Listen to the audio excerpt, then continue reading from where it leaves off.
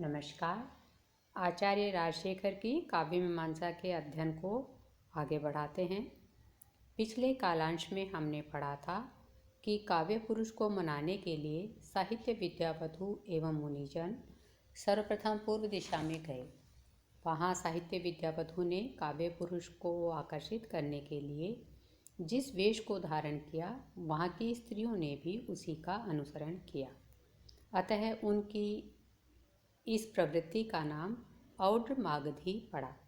अब आगे वर्णन करते हुए महाकवि कहते हैं, यदृच्छयापि यादृङ्ग नेपथ्य स सारस्वतेय आसीत् तद्वेषाश्च पुरुषा बभूवुः।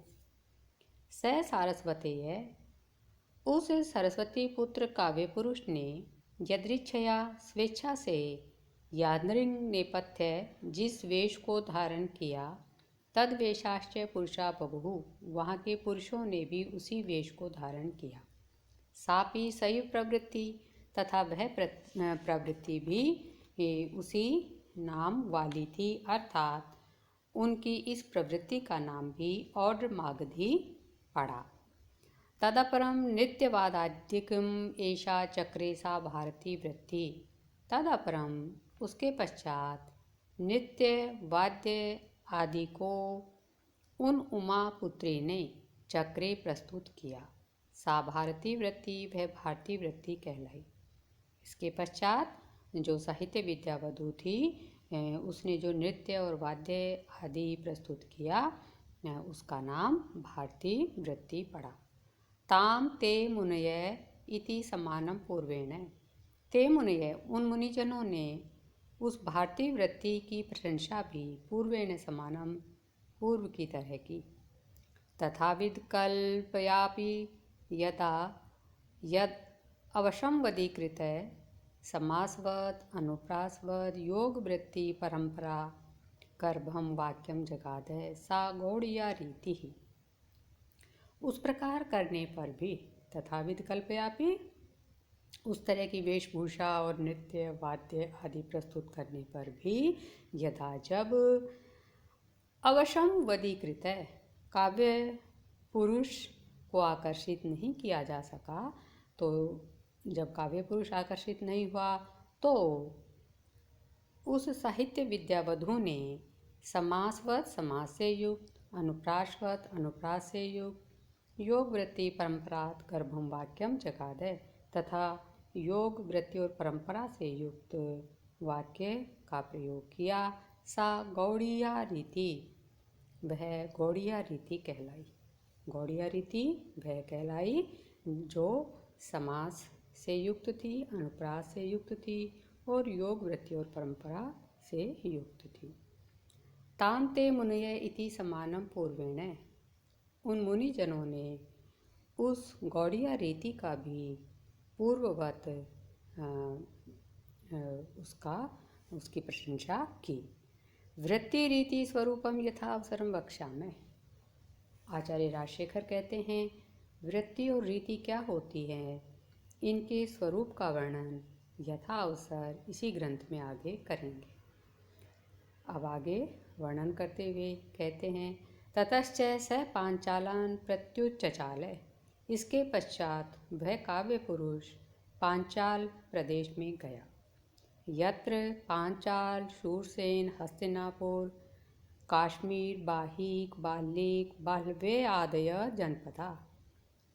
कौन सा पांचाल प्रदेश? जहाँ पांचाल, शूरसेन, हस्तिनापुर, काश्मीर, बाहिक, बाल्लीक और बाह्लवे आदि जनपद हैं।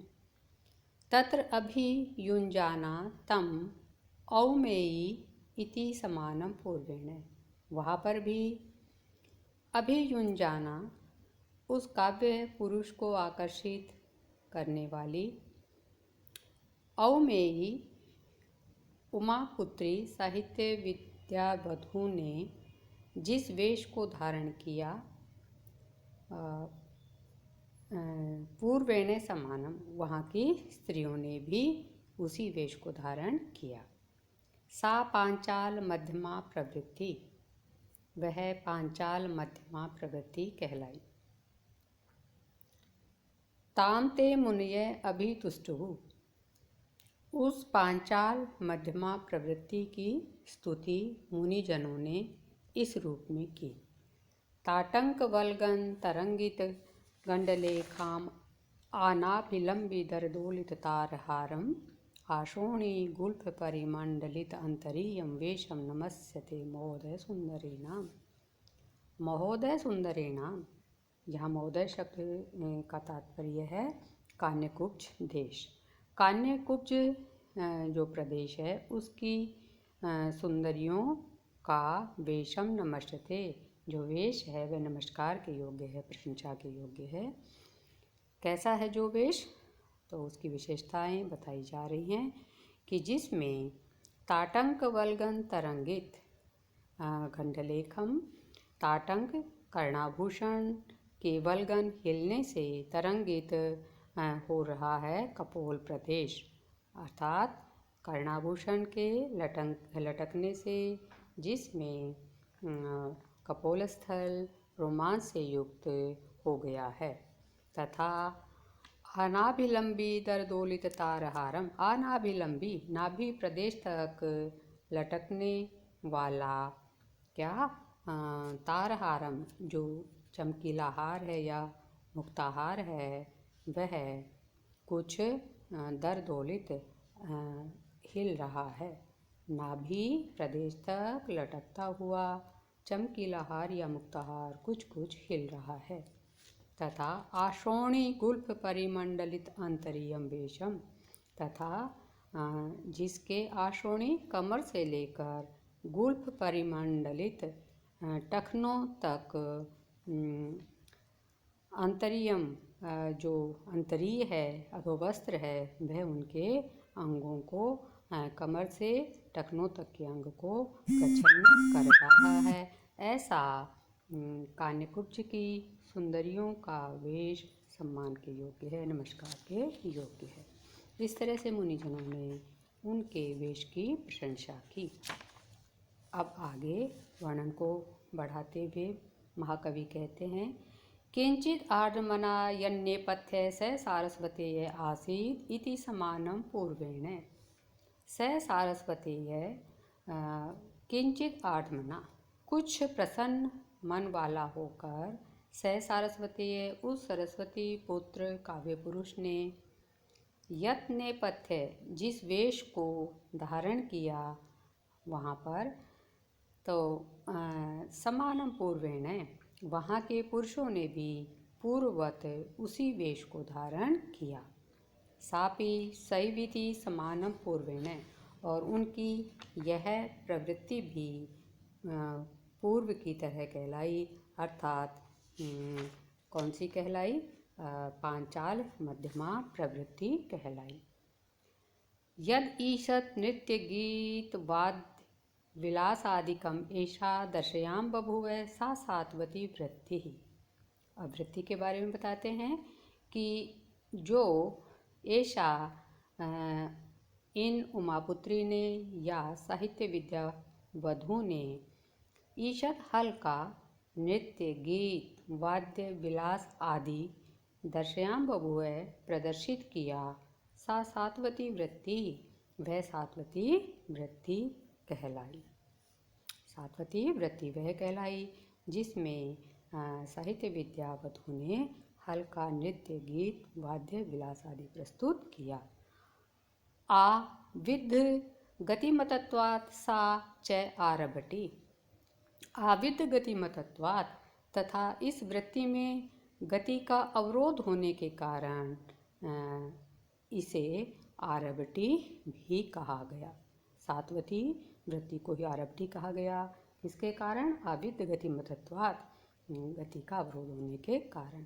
ताम ते मुनय इति समानम पूर्वेण, और उन मुनिजनों ने इस आरभटी वृत्ति की भी पहले की तरह प्रशंसा की।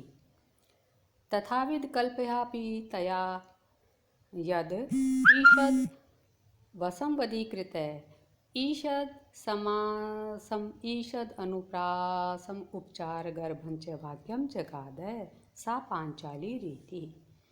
तथाविद कल्पयापि, उस प्रकार के उपाय करने पर, उस तरह की वेशभूषा नृत्य गीत आदि उपाय करने पर तया उन साहित्य विद्या वधु के द्वारा यद ईषद वसंवदीकृत है, जब काव्य पुरुष को कुछ आकर्षित कर लिया गया, तो इस तरह से कुछ आकर्षित हो जाने पर उन्होंने, उन साहित्य विद्या वधु ने ईषद समासम, कुछ समास वाली अर्थात न्यून समासों वाली, ईषद अनुप्रासम, हल्के अनुप्रास के प्रयोग वाली, उपचार गर्भंचय और उपचार से युक्त वाक्य को उन्होंने जगादय कहा। सा पांचाली रीति, वह पांचाली रीति कहलाई। पांचाली रीति कौन सी कहलाई? जिसमें उमापुत्री ने ईषद समास, ईषद अनुप्रास और उपचार गर्भित वाक्य का उच्चारण किया। ताम ते मुनिरे इति समानम पूर्वेण, उस पांचाली रीति की भी प्रशंसा उन मुनियों ने पूर्ववत की। इस तरह से आचार्य राजशेखर ने उन प्रदेशों के आधार पर यहाँ प्रवृत्ति, वृत्ति और रीतियों का वर्णन किया है। आज इतना ही। आप सबकी कुशल मंगल कामना के साथ। जयतु संस्कृतम, जयतु भारतम।